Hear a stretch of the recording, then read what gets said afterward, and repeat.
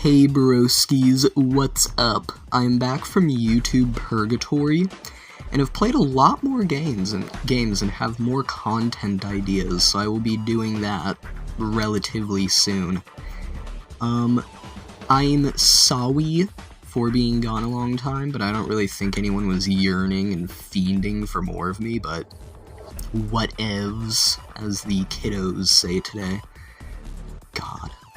Anyway, getting into the video, you saw the title. I'm not really gonna be a little stickler about it, grabbing onto people's feetsies and trying to draw out this, like, 10 minutes. You know, I don't even get monetized, so I don't really think that matters too much.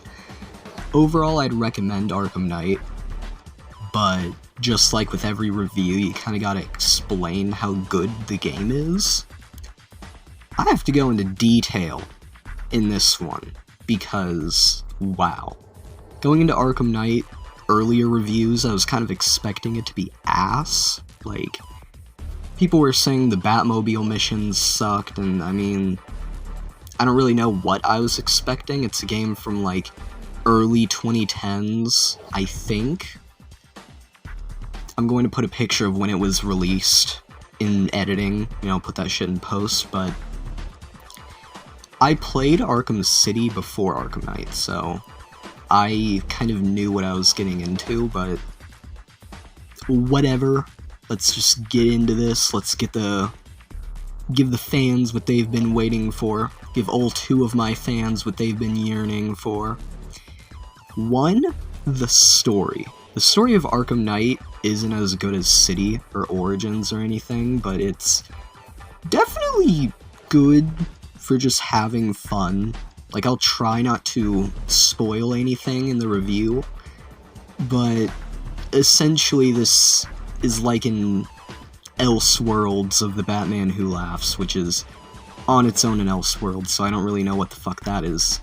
It's like Inception shit, but I wouldn't recommend it if you're just looking for a story, like some God of War experience. I don't think it's on that level. It's definitely fun and not terrible. It brings in some interesting concepts. It adds more to the Batman wiki, the Batman Arkham wiki overall. And it's definitely not terrible. So I would not recommend it for someone who's looking for only story, but for just having fun, it's good. Number 2, the combat. Combat in this game is fucking wackotron. It is a goofapalooza. It is simply ethereal. The dodges, combos, quick gadgets, counters, stuns, and variety in enemy types is one of the best combat status things in gaming that I've experienced. Then again, I'm only like 13, so I don't really think I have much room to state my opinion on that, but yeah. It is by far the best in the Arkham game lineup, like, overall. It has everything from Arkham City, and more, a lot more. Especially if you're looking to just have fun fucking with the goons and hench homies with extra chromies. Not only do I love this combat, but I'm willing to do BMX bike tricks on Batman's meat over this. Like, it is crazy. I've done a lot of the AR challenges, which are definitely not as good as going out in the open world and just screwing with henchmen, but it's definitely fun for just pastime and post-game content. And if you want to buy DLC, you can, but you don't really need to. I think it already has enough in the game without DLC, but it's definitely fun to try the DLC. And number 3, in the open world.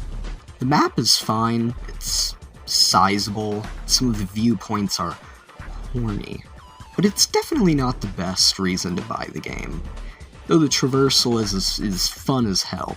Like, the Batmobile, I've heard a lot of people complaining about it, that it's used too much in the main story missions, which I agree with.